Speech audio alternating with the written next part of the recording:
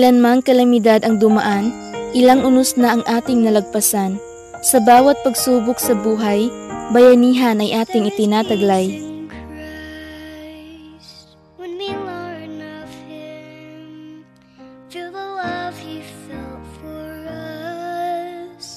Pandemya man ay nanatiling andyan, ang pagtulong ay gagawa ng paraan.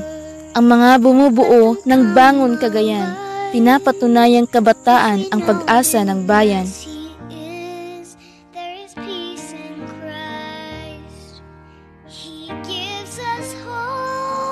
Kahit anong uri ng komisyon papatusin upang makalikom para sa kababayan natin. Kahit magkano tatanggapin ko, iipunin para sa bayan ko. Saan mang sulok ng bansa ikaw ay nakatira, tutulong tayo sa kapwa dahil ganyan ang Pilipino, seguridad ay laging natatamo.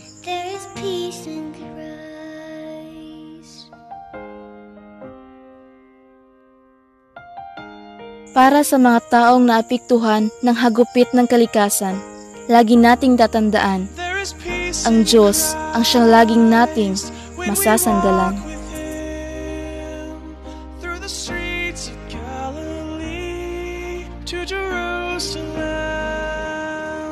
Mend the broken hearts, dry the tear-filled eyes.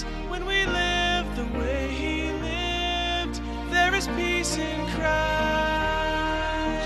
He gives us hope when hope is gone.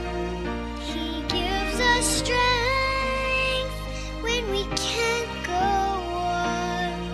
He gives us shelter in the storms of life.